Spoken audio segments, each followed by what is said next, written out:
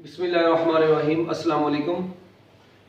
अच्छा जी बच्चों, हम लोग आज के इस खूबसूरत लेक्चर में जो टॉपिक पढ़ने जा रहे हैं, हमारे इस टॉपिक का नाम म्यूचुअल इंडक्शन है। बच्चों, हमारे आज के इस ब्यूटीफुल टॉपिक का नाम म्यूचुअल इंडक्शन है। क्या नाम है? Mutual induction. बच्चों, ये जो टॉपिक है वेरी वेरी इजी टॉपिक।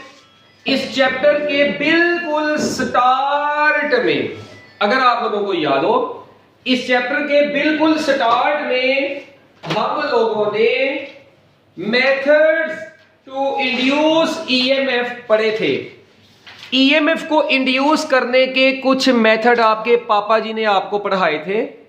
अगर आप लोगों को याद हो, उनमें से सेकंड लास्ट मेथड बच्चों म्यूचुअल इंडक्शन का था। उनमें से सेकंड लास्ट लेक्चर बच्चों म्यूचुअल इंडक्शन का था।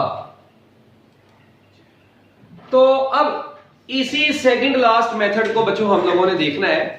देखें, मैंने आपको बताया था वहां पर भी कि हमारे पास दो ब्यूटीफुल कॉइल्स होती हैं बच्चों। एक ना मैग्नेटिक कोर होती है, उसके ऊपर एक्चुअली ये कॉइल ब्यूटीफुल तरीके से वाउंड कर दी जाती है ऐसे।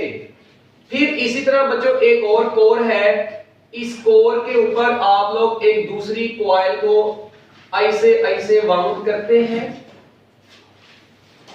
इस सेकंड कॉइल के साथ एक गैल्वानोमीटर अटैच कर देते हैं, और एक ये जो कॉइल आपको नजर आ रही है इसके साथ एक ब्यूटीफुल बैटरी अटैच करते हैं, और इसके साथ साथ एक रियोस्टेट भी अटैच कर दिया जाता है ऐसे। This is a rheostat, this is a बच्चों रियोस्टेट। ये एक रियोस्टेट है, और यहां पर एक डीसी सोर्स लगाया है आप लोगों ने, एक बैटरी लगाया है, और इस बैटरी का करंट इस कॉइल में से फ्लो करेगा, and that current is known as primary coil current. IP से इसको रिप्रेजेंट कर रहा हूं। This IP means primary current. Okay, अब देखो अगली बात।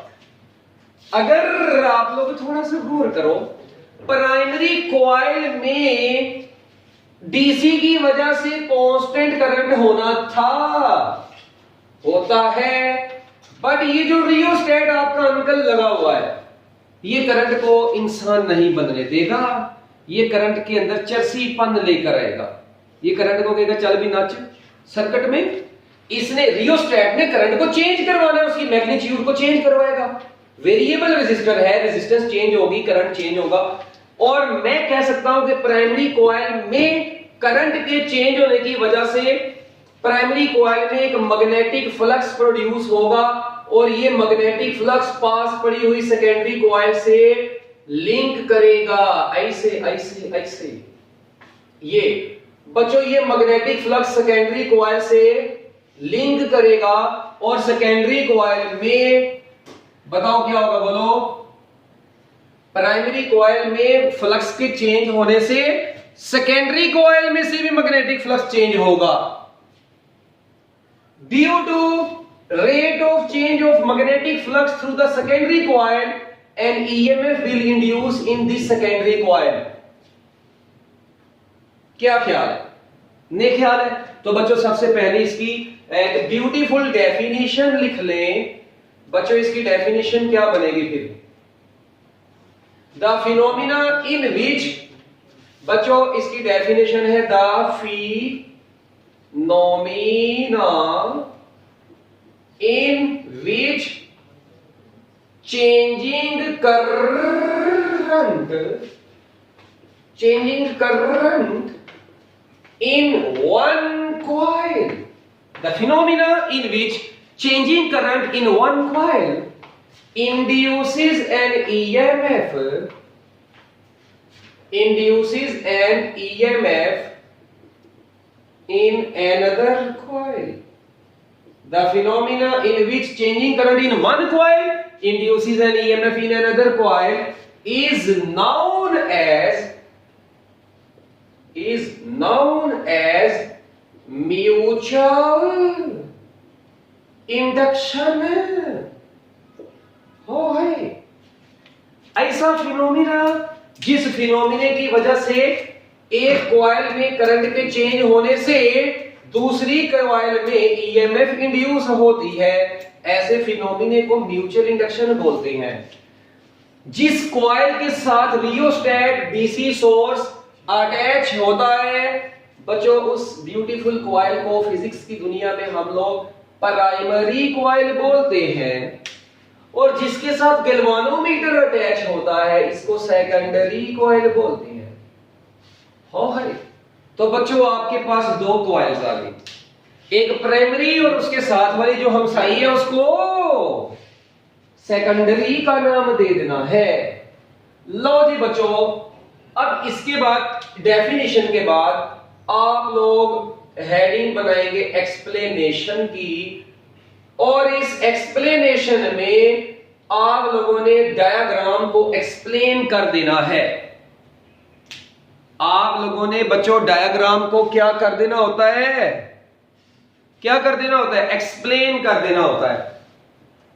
अब बच्चों इस डायग्राम को एक्सप्लेन करने के लिए अब जो अगली बात मैं आपको बताने लगा, देखिए आप लोग बताएंगे कि कॉइल है जिसके साथ आप लोगों ने एक डीसी सोर्स अटैच किया, एक रियोस्टेट अटैच किया, तो वो बन गई प्राइमरी कॉइल। दूसरी के साथ गैल्वानोमीटर अटैच किया, वो सेकेंडरी कॉइल बन गई। प्राइमरी कॉइल में रियोस्टेट की वजह से सर्किट में रेजिस्टेंस चेंज होगी, करंट चेंज होगा, उस चेंजिंग करंट की वजह से इस कॉइल में जो मैग्नेटिक फ्लक्स चेंज होगा वो सेकेंडरी कॉइल से लिंक करेगा और सेकेंडरी कॉइल में ईएमएफ इंड्यूस हो जाएगी। इस फिनोमिना को म्यूचुअल इंडक्शन बोलते हैं। बच्चों क्या आप लोग शुरू में सारी कहानी अंग्रेजी में खुद लिख सकते हैं, और थोड़ी सी कहानी लिख लोगे ना यार, बुक से रीडिंग करके लिख लोगे कि नहीं, बोलो लिख लोगे? हैंड रेज कर दो ताकि हम काम की बात की तरफ चले ना।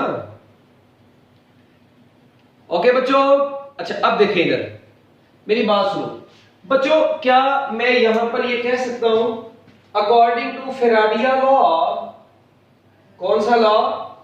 According to Faraday law, Faraday's law के मुताबिक बच्चों जो सेकेंडरी कॉइल में ईएमएफ इंड्यूस हो रही है वो बराबर है minus N S delta phi S over delta T. EMF induced in secondary coil is equal to minus NS delta phi S over delta T। बच्चों ये है सेकेंडरी कॉइल में, इसका मतलब सेकेंडरी कॉइल में प्रोड्यूस होने वाली जो EMF है वो किसके ऊपर डिपेंड कर रही है? सेकेंडरी कॉइल में जो rate of change of magnetic flux होगा, अगर इस कॉइल में rate of change of magnetic flux ज्यादा होगा, इस कॉइल में इंड्यूस होने वाली ईएमएफ भी ज्यादा होगी। अरे ना, हाँ ये देखो, इसको आप लोगों ने नाम दे देना है इक्वेशन नंबर 1 का। बच्चों किसका नाम दे देना है? इक्वेशन नंबर 1 का नाम दे देना है। बच्चों अब एक बात जो यहां पर आप लोगों ने बड़े ही ध्यान से और अच्छे तरीके से सुननी है वो क्या है, मुझे ये बताओ, क्या सेकेंडरी कॉइल में जो फ्लक्स है क्या वो सारा का सारा प्राइमरी के करंट पर डिपेंड नहीं कर रहा? तो इधर मैं लिख रहा हूं also flux of secondary coil depends upon current of primary coil ना। ये देखो, इस प्राइमरी कॉइल में करंट ना होता क्या सेकेंडरी में फ्लक्स आता? ना था। प्राइमरी का करंट होगा तो सेकेंडरी में फ्लक्स आएगा, प्राइमरी का करंट नहीं होगा तो बेशर्म सेकेंडरी में करंट नहीं आएगा, ईएमएफ नहीं आएगी। तो सेकेंडरी का फ्लक्स डिपेंड करता है प्राइमरी के करंट के ऊपर। क्या ये फ्लक्स एक टर्न का है? क्या ये फ्लक्स 2 टर्न्स का है? क्या ये फ्लक्स 3 टर्न्स का है सेकेंडरी कॉइल का? नहीं जी, सेकेंडरी कॉइल की एंड टर्न्स का टोटल फ्लक्स डिपेंड कर रहा है प्राइमरी कॉइल के करंट के ऊपर। Secondary flux of and turns depends upon current. ये भाई अगर एक टर्न का फ्लक्स आईपी पे डिपेंड कर रहा है तो सेकेंडरी की तमाम टर्न्स का करंट किस पर डिपेंड कर रहा है? एक्चुअली प्राइमरी के करंट पर डिपेंड कर रहा है। जब इस प्रोपोर्शनैलिटी के साइन को हम लोग खत्म करते हैं तो बच्चों यहां पर एक प्रोपोर्शनैलिटी कांस्टेंट आता है और इस प्रोपोर्शनैलिटी कांस्टेंट को फिजिक्स की भाषा में म्यूचुअल इंडक्टेंस बोला जाता है। अब ये म्यूचुअल इंडक्टेंस के बारे में क्या क्या कहा जाता है ये मैं अभी आपको बताता हूं, मगर यहां से आप लोग देखें जो फाई एस आ रहा है वो M I P over N S आ रहा है। बच्चों क्या मैं इस फाई एस की वैल्यू को इक्वेशन नंबर ए में पुट कर सकता हूं? बिल्कुल कर सकता हूं, मुझे हक है इसको पुट करने का। तो आओ बच्चों इसको पुट करते हैं इक्वेशन नंबर ए में। मैं जैसे इसको इक्वेशन नंबर ए में पुट करूंगा तो मेरी जिंदगी में सुकून आएगा। वो कैसे? वो ऐसे ही देखो बच्चों, EMF induced in secondary is equal to minus N S delta phi S की जगह पर क्या आएगा? एम आई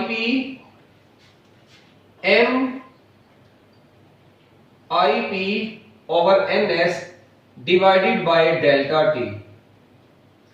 बच्चों अगर आप लोगों को गलती से समझ लग गई हो, अगर आप लोग गौर से देखें EMF induced in secondary is equal to minus N S delta, बच्चों इस फाई एस की जगह पर मैंने फाई एस की वैल्यू पुट कर दी है, नो प्रॉब्लम। अच्छा ये डेल्टा है, ये चेंज को शो करता है।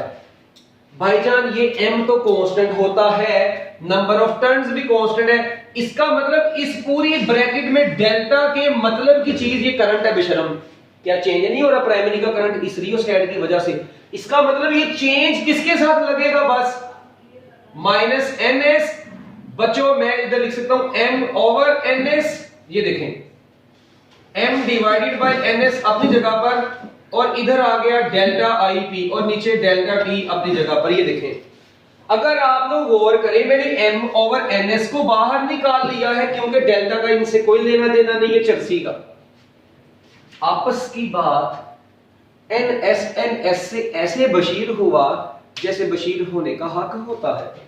तो बच्चों आपके पास finally EMF induced in secondary is equal to minus M delta I P divided by delta T बच गया हो भाई। तो जरा मेरी बात सुनना, मैंने डेफिनेशन क्या बताई थी? आपके अब्बा जी ने आपको डेफिनेशन बताई थी, the phenomena in which changing current in one coil. ये देखें the phenomena in which rate of change of current in primary coil induces an EMF in secondary coil. This phenomena is known as mutual induction. एक coil में rate of change of current की वजह से दूसरी बेशर्म coil में EMF को induce करवाने के इस खूबसूरत फिनोमिने को हम लोग क्या बोलते हैं? म्यूचुअल इंडक्शन बोलते हैं। लो जी बच्चों ये आपकी म्यूचुअल इंडक्शन की डेफिनेशन भी हो गई, इसका फार्मूला भी डिराइव हो गया। अंग्रेजी शुरू में आप लोग थोड़ी सी खुद से लिख लेंगे, माशाल्लाह एक्सपीरियंस्ड लोग हैं, पूरी फर्स्ट ईयर पढ़ ली है, सदके में पास भी हो गए हो।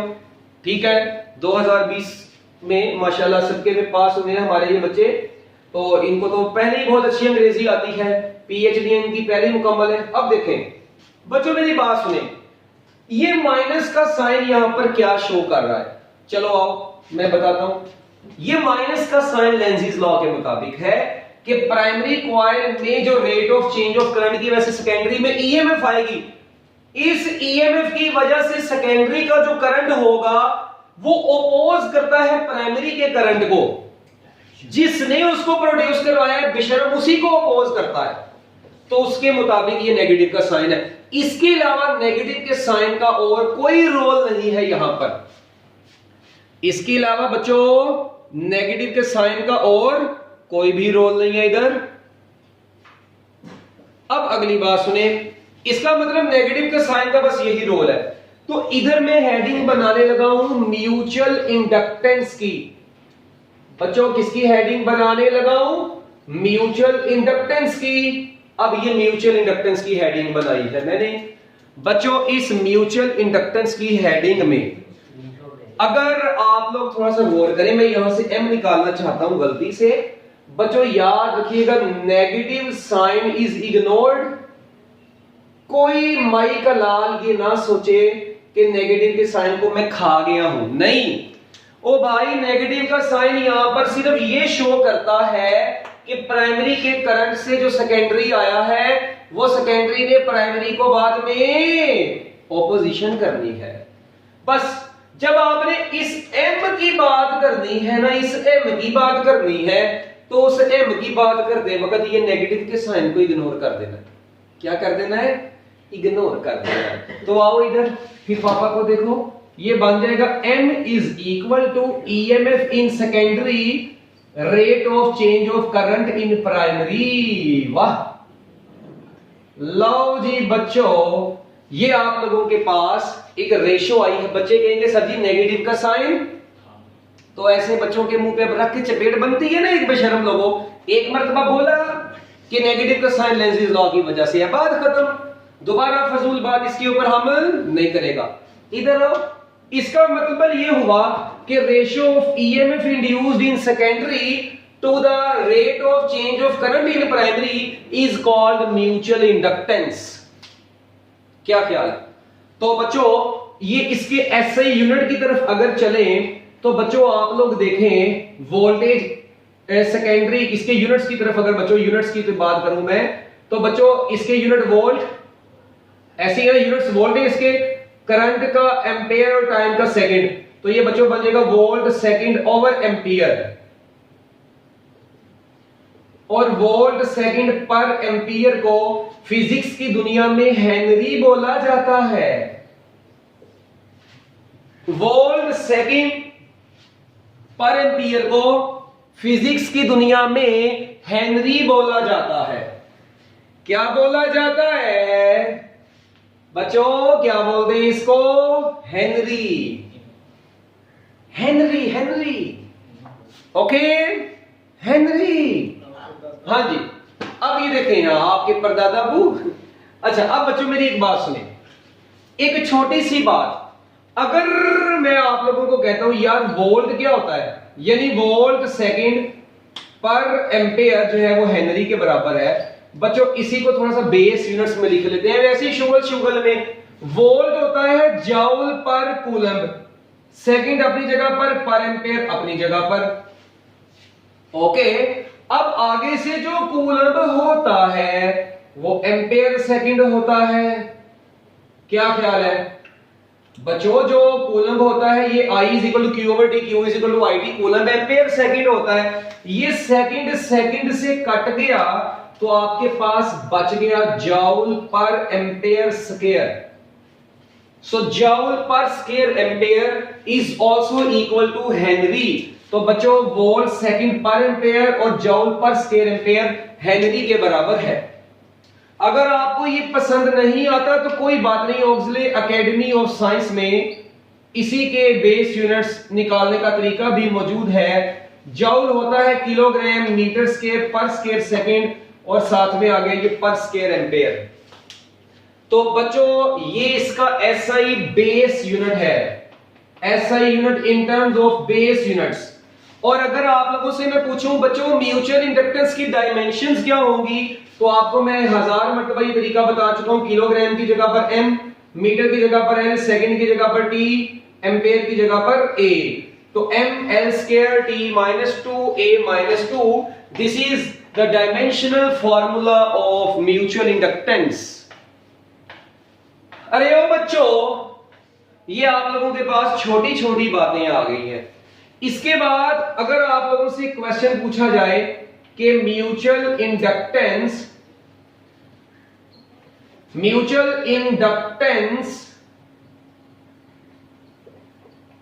1 हेनरी कब होगी? बच्चों mutual inductance is equal to 1 henry, ये कब होगा ऐसा? कि म्यूचुअल इंडक्टेंस आए 1 हेनरी।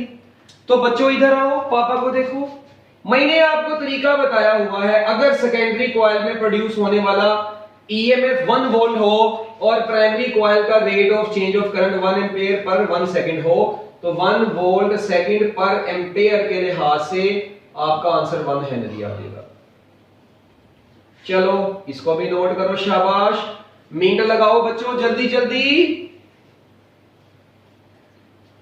अब बच्चों इसको करें नोट, शाबाश।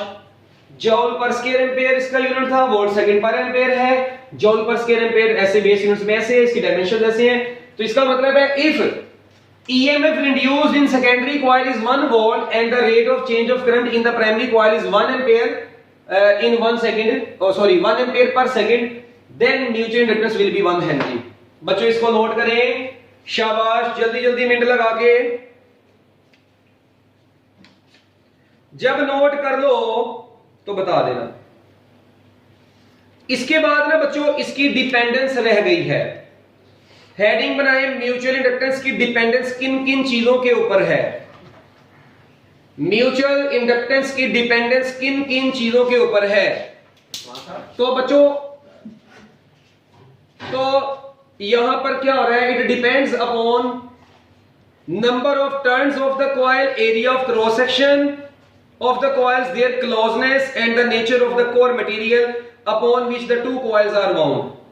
बच्चों नंबर ऑफ टर्न्स, और देखें इसकी डिपेंडेंस, म्यूचुअल इंडक्टेंस की डिपेंडेंस किन किन चीजों के ऊपर है, ये मैं चाहता हूं कि आप लोगों को बता दूं। म्यूचुअल इंडक्टेंस की डिपेंडेंस बच्चों किन किन चीजों के ऊपर है, ये देखें। Number of turns of the coils, जो प्राइमरी और सेकेंडरी कॉइल्स हैं इनकी नंबर ऑफ टर्न्स के ऊपर ये डिपेंड करती है। उसके बाद बच्चों ये डिपेंड करती है क्लोजनेस ऑफ द कॉइल्स के ऊपर, क्लोजनेस ऑफ द कॉइल्स के ऊपर, दोनों कॉइल्स कितने क्लोज हो। अब ये ना हो बच्चों पता लगे एक इधर लाहौर रखी हो दूसरी कराची रखी हो और ईएमएफ इंड्यूस करवा रहे हो। और चर्सी लोगों, प्राइमरी कॉइल के बिल्कुल पास सेकेंडरी कॉइल होनी चाहिए। ये ऐसे ये ना हो पता लगे प्राइमरी कॉइल ऐसे सेकेंडरी कॉइल आया हो ना, इनके एक्सिस बिल्कुल पैरेलल होने चाहिए एक दूसरे से। तो बच्चों याद रखना है दोनों कॉइल्स एक दूसरे के साथ ऐसे एक्सियल होनी चाहिए ताकि maximum flux of primary link कर सके सेकेंडरी से। इनकी क्लोजनेस इनके म्यूचुअल इंडक्टेंस के ऊपर डिपेंड करती है। इनकी क्लोजनेस की करीब होनी चाहिए ताकि इनकी म्यूचुअल इंडक्शन अच्छे हो। इंडक्शन में दोनों कॉइल्स टच नहीं हो रही एक दूसरे के साथ, टचिंग नहीं होती कॉइल्स की, ये याद रखिएगा बात। तो इंडक्शन म्यूचुअल दोनों की इकट्ठी induction without touching, they are linking with magnetic flux. Okay, अब बच्चों क्लोजनेस ऑफ द कॉइल्स के ऊपर डिपेंड करता है, area of cross section of the coils के ऊपर भी डिपेंड करता है, area of cross section of the coils के ऊपर भी डिपेंड करता है। और बच्चों उसके बाद नेचर ऑफ कोर मटेरियल, जिस नेचर ऑफ कोर मटेरियल, देखें आप लोगों ने जिस कोर के ऊपर, ये याद है मैंने आपको यहां पर बताया था कि बच्चों ये किसी कोर के ऊपर आप लोग इसको वाउंड कर रहे हैं। जिस कोर के ऊपर आप लोगों ने इसको वाउंड किया, सॉफ्ट आयरन होनी चाहिए, मैग्नेटिक होनी चाहिए, जो इजीली मैग्नेटिक फील्ड को लिंक करवा सके। तो बच्चों इनके ऊपर भी डिपेंड करता है नेचर ऑफ कोर मटेरियल। तो बच्चों नेचर ऑफ कोर मटेरियल के ऊपर डिपेंड करता है, ठीक है। एरिया ऑफ क्रॉस सेक्शन के ऊपर डिपेंड करता है, कॉइल्स की क्लोजनेस के ऊपर और number of turns of the coil के ऊपर। तो लो जी बच्चों ये था आप लोगों का म्यूचुअल इंडक्शन का एक छोटा सा टॉपिक। अच्छा, अगर आप लोगों को ना याद हो बच्चों, चैप्टर नंबर 14 में आप लोगों ने पढ़ा था वो अपना परमिएबिलिटी का कोई यूनिट पढ़ा था बच्चों। या वेबर किसके बराबर होता है, मुझे कोई बच्चा बताएगा वेबर किसके बराबर होता है। बच्चों जो वेबर था वो किसके बराबर था, न्यूटन मीटर पर एम्पेयर के बराबर था। अगर आप लोगों को याद हो, जो वेबर होता है ना बच्चों, वेबर वो न्यूटन मीटर पर एम्पेयर के बराबर होता था। अगर आप लोगों को थोड़ा सा याद हो, ज्यादा की तो मैं बात नहीं कर रहा। अच्छा, अब जो जाउल होता है बच्चों, ये न्यूटन मीटर नहीं होता। अच्छा, इसका मतलब है कि ये बेसिकली जाउल पर एम्पेयर था जो वेबर के बराबर था। अब मैं आप लोगों को एक तरीका बता लगा, जॉउल पर एम्पेयर जो था बच्चों वो बेसिकली वेबर के बराबर था। जॉउल पर एम्पेयर किसके बराबर था? वेबर के बराबर। अच्छा अब मैं क्या काम करता हूं बच्चों, एक बात सुने, ये जॉउल पर स्क्वायर एम्पेयर है, क्या मैं इसको ऐसे लिख सकता हूं? जॉउल पर स्क्वायर एम्पेयर को जॉउल per ampere into per ampere, तो बच्चों ये बन जाएगा वेबर पर एम्पेयर। ये इसका मतलब है हेनरी जो होता है वो वेबर पर एम्पेयर के बराबर भी आता है। Magnetic flux per unit current के बराबर भी एक्चुअली आ रहा है वेबर पर एम्पेयर। देखो ना, जॉउल पर स्क्वायर एम्पेयर को मैं ऐसे लिख सकता हूं, तो जॉउल पर एम्पेयर की जगह पर वेबर आ गया, तो वेबर पर एम्पेयर भी हेनरी के बराबर है। तो ये भी आप लोगों ने अभी याद रखना है। तो हेनरी बच्चों वोल्ट सेकंड पर एम्पेयर के बराबर भी है, वेबर पर एम्पेयर के बराबर भी है, जॉउल पर स्क्वायर एम्पेयर के बराबर भी है, और बेस यूनिट्स भी इसके बराबर है। ओके बच्चों, डन। क्या आप लोगों को यहां तक याद हो जाएगा? तो हैंड रेज कर दें ताकि मैं नेक्स्ट टॉपिक की तरफ चल सकूं। हरी अप, मिनट लगाओ, मिनट। Very good. अब बच्चों हम लोग अपने नेक्स्ट टॉपिक की तरफ चलेंगे जिसका नेम हो, अच्छा जी बच्चों, तो अब हम लोग चलते हैं, टॉपिक का हमारे बच्चों नेम है सेल्फ इंडक्शन। अब मैं इसको सारा तो नहीं लिखूंगा, अब बच्चों मैं इसको सारा तो नहीं लिखूंगा, हाँ मगर कुछ चीजें मैं जरूर लिखूंगा। ये देखें, मैं टॉपिक का नाम लिख रहा हूं सेल्फ इंडक्शन। अब ये ना हो आप लोग भी अपने पेजेस के ऊपर ऐसे ही लिखना शुरू कर दें, आप लोगों ने पूरा लिखना है। मैं इसको जरा 2 नंबर तरीके से लिखने लगा हूं अपना टाइम बचाने के लिए। सेल्फ लफ्ज निकला है सेल्फिश से, इसका मतलब एक ही कॉइल, जो कॉइल ईएमएफ प्रोड्यूस करवा रही थी ना, उसी कॉइल की बात करते हैं। आप लोग दूसरी वाली कॉइल को रिमूव कर देंगे ऐसे, ये देखो मैंने दूसरी वाली कॉइल को रिमूव कर दिया, वाह, ये बेशरम एक ही कॉइल बची है। अब ऐसे ऐसे लो जी, ये बच्चों अब मेरी बात सुने, no primary coil, this is only one and only one, एक सब पे भारी है दिए ये बच्चों, बाकी सारा ऑपरेटर्स यही है।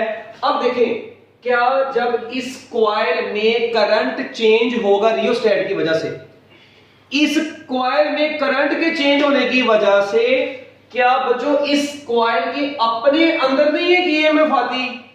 बिल्कुल आती है। इस कॉइल में rate of change of flux बच्चों प्राइमरी का भी तो हो रहा है ना, सेकेंडरी भी तो हो रहा है, ठीक है। बच्चे कहते हैं सर जी फिर हम सेकेंडरी क्यों पढ़ते हैं? भाई सेकेंडरी में भी हो रहा है। बच्चे कहते हैं सर जी म्यूचुअल इंडक्शन में फिर आपने ये क्यों नहीं बताया था?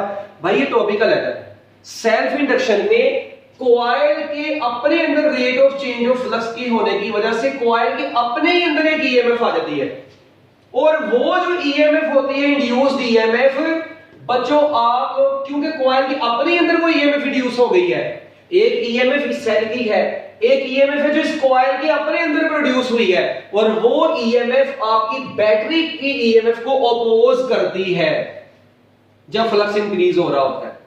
इसका मतलब है कि वो जो ईएमएफ इस बैटरी की वजह से इस कॉइल में करंट आया, उस करंट की वजह से इसमें एक ईएमएफ आई, उस ईएमएफ ने इसको क्या करना है? अपोज करना है। इसका मतलब है, देखिए, the phenomena in which changing current in one coil induces an EMF in itself, ये लो,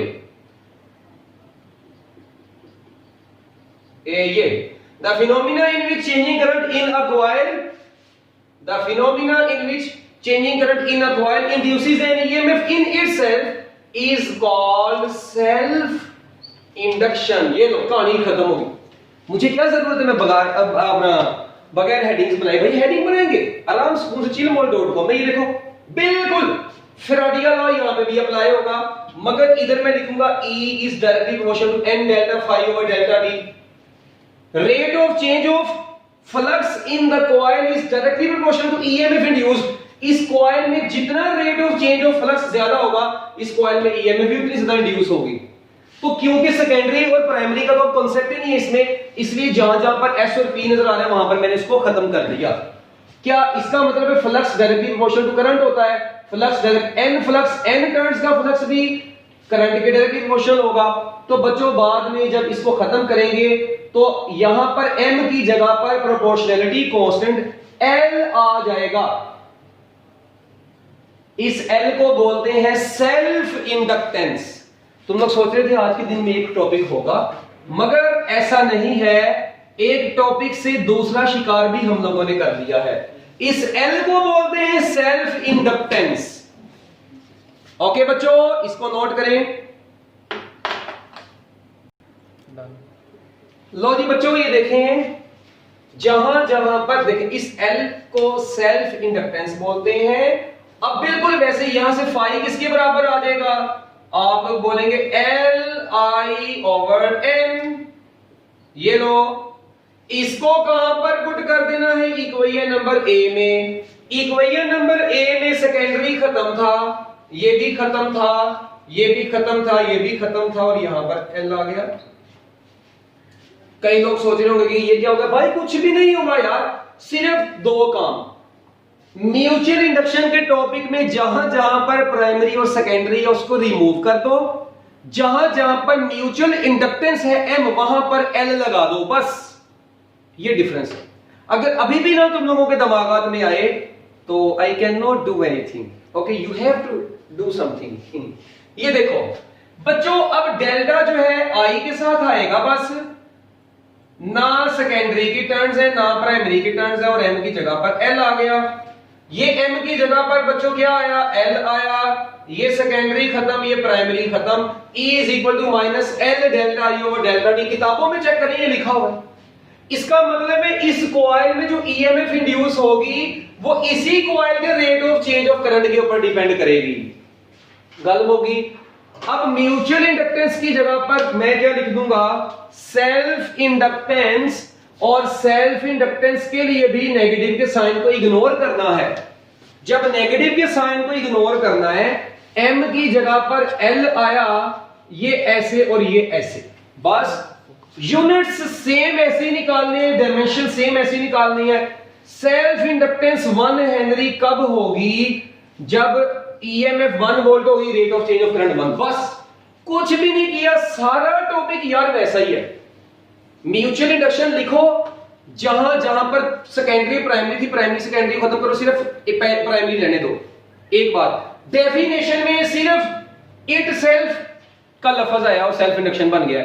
कैलकुलेशन में जहां जहां पर M था वहां पर L, जहां जहां पर रेट ऑफ चेंज ऑफ, और जहां जहां पर सेकेंडरी प्राइमरी था वो खत्म कर दिया। मैंने रीजन भी बता दिया आप लोगों को।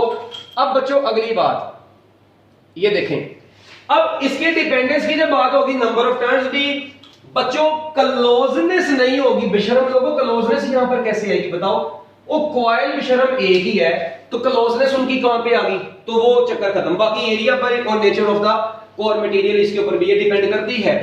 तो लो जी बच्चों, आपका सेल्फ इंडक्शन का टॉपिक भी दी एंड हो गया।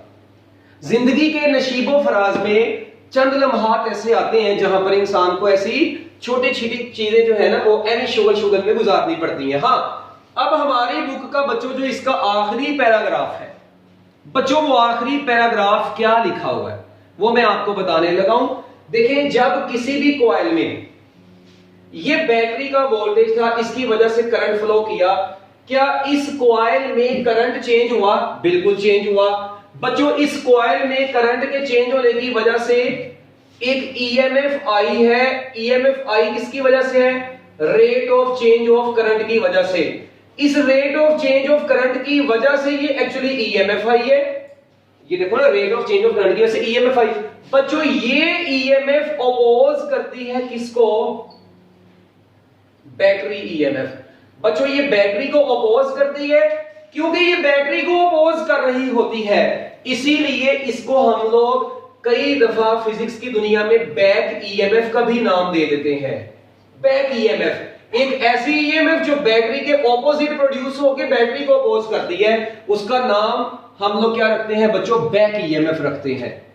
तो ये बैक EMF भी आपको आना चाहिए। आखिरी पैराग्राफ में बच्चों सारा कुछ उसने लिखा हुआ है। और इसके अलावा बच्चों जो है यहां पर एक लाइन बच्चों उसने एंड वाले पैराग्राफ में बुक की रीडिंग कर रहा हूं एंड वाले पैराग्राफ में बच्चों उसने कुछ लाइनें लिखी हुई हैं जो कि आप लोगों को बड़े अच्छे तरीके से आनी चाहिए।